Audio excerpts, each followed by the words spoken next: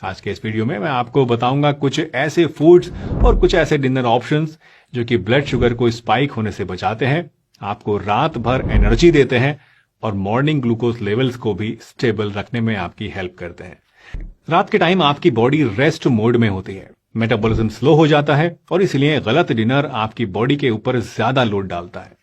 और इसीलिए दोस्तों मैं हमेशा कहता हूं कि रात का जो आपका खाना है वो हमेशा बैलेंस्ड और वेल स्ट्रक्चर्ड होना चाहिए, खासतौर से अगर आप डायबिटिक पेशेंट हैं। एक बैलेंस डिनर का मतलब है कि आपके डिनर के अंदर कॉम्प्लेक्स कार्बोहाइड्रेट्स, फाइबर, प्रोटीन और हेल्दी फैट्स का एक संतुलित मिश्रण होना चाहिए। चलिए मैं आपको बताता हूं एक एक करके कि कॉम्प्लेक्स कार्ब्स, फाइबर्स, प्रोटीन और हेल्दी फैट्स आपको किन किन चीजों में मिलेंगे, ताकि आप आसानी से अपने लिए सही डिनर का चुनाव कर सके बिना बोर हुए। तो चलिए शुरुआत करते हैं कॉम्प्लेक्स कार्बोहाइड्रेट्स को समझने से, और उसके बाद फिर बाकी चीजों के बारे में हम डिस्कस करेंगे। दोस्तों, कॉम्प्लेक्स कार्बोहाइड्रेट्स डायबिटिक पेशेंट्स के लिए एक जादू की छड़ी की तरह काम करता है। क्यों? क्योंकि ये ग्लूकोज को स्लोली रिलीज करते हैं, एकदम से आपकी ब्लड शुगर को नहीं बढ़ाते हैं। दरअसल सिंपल कार्बोहाइड्रेट्स पेट्रोल की तरह होते हैं जो कि एकदम तेजी से बर्न हो जाते हैं, एकदम से खत्म हो जाते हैं जल के, जबकि जो कॉम्प्लेक्स कार्बोहाइड्रेट्स होते हैं ये कोयले की तरह धीरे धीरे सुलगते हैं और ज्यादा देर तक आपको एनर्जी देते हैं। और इसीलिए जब आप कॉम्प्लेक्स कार्बोहाइड्रेट्स को खाते हैं तो ये आपकी बॉडी को धीरे धीरे लंबे समय तक एनर्जी देते रहते हैं और ग्लूकोज लेवल्स को कंट्रोल में रखते हैं। कॉम्प्लेक्स कार्बोहाइड्रेट्स देसी आटे में या फिर मिलेट्स के आटे में, जैसे कि बाजरा, ज्वार और फिर रागी के आटे में आपको मिल जाएंगे। तो आप रात को अपने जो रोटियां हैं वो इन्हीं आटों से बनाएं और इसकी हुई खाएं। या फिर आप अगर चावल खाना चाहते हैं तो ब्राउन राइस या फिर किनोवा को आप इस्तेमाल करें, क्योंकि ये भी कॉम्प्लेक्स कार्बोहाइड्रेट्स होते हैं। और व्हाइट राइस जो होता है उसको आप अवॉइड करें, क्योंकि उसके अंदर रिफाइंड कार्बोहाइड्रेट होते हैं जो कि शुगर को तेजी से बढ़ाते हैं।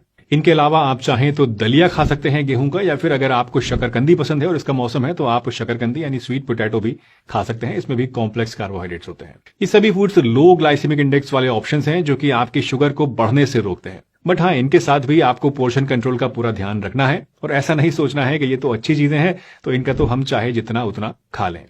इसलिए एक टाइम में 1 कटोरी राइस से ज्यादा ना लें, 2 या 3 रोटियां खाएं। और अगर आप शकरकंदी ले रहे हैं तो उसके साथ में आप राइस ना खाएं, और अगर दलिया खा रहे हैं तो रोटी को अवॉइड करें। इस तरह से आप बिना अपना डाइजेशन खराब किए, बिना अपने पेट में ज्यादा लोड डाले आसानी से अपने ब्लड शुगर को कंट्रोल में रख पाएंगे और अपने हेल्थ का भी ध्यान रख पाएंगे। कॉम्प्लेक्स कार्बोहाइड्रेट्स के बाद दूसरी इंपॉर्टेंट चीज है फाइबर।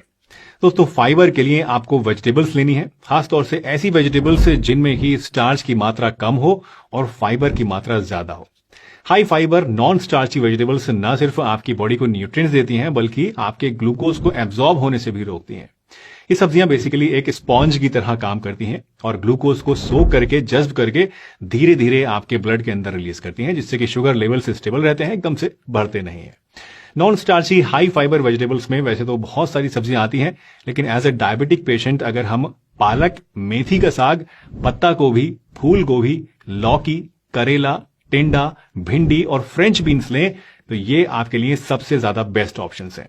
तो अपने हर एक मील में, खास तौर से डिनर के टाइम पे, अपनी आधी प्लेट आप इस तरह की वेजिटेबल्स से भरिए और बाकी का जो हिस्सा है वो रोटी या फिर ब्राउन राइस के लिए रखिए। इससे आपको अपने ब्लड शुगर को कंट्रोल में करने में बहुत ही ज्यादा हेल्प मिलेगी। कॉम्प्लेक्स कार्बोहाइड्रेट्स और हाई फाइबर वेजिटेबल्स के बाद तीसरा इंपॉर्टेंट कॉन्स्टिट्यूएंट है दोस्तों प्रोटीन, जिन्हें हम बॉडी के बिल्डिंग ब्लॉक्स भी कहते हैं। प्रोटीन्स आपके ब्लड शुगर को स्टेबल करते हैं और रात भर आपको फुल और सैटिस्फाइड रखते हैं।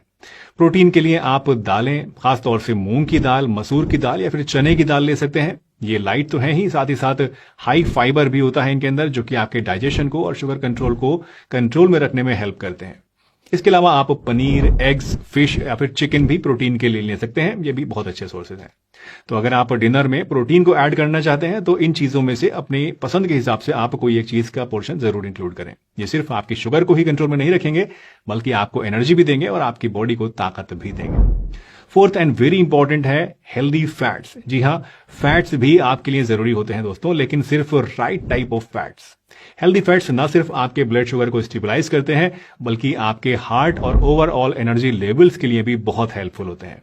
हेल्दी फैट्स के लिए आप कच्ची घनी सरसों का तेल और देसी घी को खाना बनाने के लिए इस्तेमाल कर सकते हैं। अगर आपकी पॉकेट अलाउ करती है तो सैलेड में आप थोड़ा सा एक्स्ट्रा वर्जिन ऑलिव ऑयल भी डाल सकते हैं, उसको भी खा सकते हैं। और ऐसी चीजें खा सकते हैं जिनमें कि नेचुरल ऑयल्स होते हैं, जैसे कि बादाम, अखरोट, फ्लैक्स सीड्स, सनफ्लावर सीड्स या फिर चिया सीड्स। हेल्दी फैट्स दरअसल एक स्लो बर्निंग फ्यूल की तरह होते हैं जो कि आपकी बॉडी को लॉन्ग लास्टिंग एनर्जी देते हैं और ग्लूकोज लेवल्स को स्टेबल बनाए रखते हैं। तो अपने डिनर में थोड़ा सा आप देसी घी या फिर एक छोटी सी बोल मिक्स्ड नट्स और सीड्स भी जरूर शामिल करें और अपना खाना सरसों के तेल में, कच्ची घानी सरसों के तेल में या फिर थोड़े से देसी घी में ही पकाएं। बट हाँ, ये मत सोचिएगा कि ये फैट्स अच्छे हैं तो इनको बहुत ज्यादा खाना है। फैट्स को हमेशा आपको संतुलित मात्रा में ही लेना होता है। तो अपने खाना बनाने के लिए 1 टीस्पून तेल का ही इस्तेमाल करें, या फिर अगर देसी घी रोटी पे लगाते हैं तो वो भी थोड़ा सा ही लगाएं। बहुत ज्यादा अच्छा समझकर अगर लगाएंगे तो वो आपको नुकसान भी कर सकता है, इसलिए हमेशा लिमिट में ही फैट्स को इस्तेमाल करें। अब बात करते हैं कुछ प्रैक्टिकल डिनर प्लान्स की, जो कि न सिर्फ डायबिटिक फ्रेंडली हैं बल्कि टेस्टी, अफोर्डेबल और इजी टू मेक भी हैं। तो चलिए देखते हैं आपके लिए 3 बेस्ट ऑप्शंस डिनर के लिए कौन कौन से हैं। तो पहला ऑप्शन है मल्टीग्रेन रोटी के साथ मेथी और पनीर की सब्जी और खीरे की सलाद।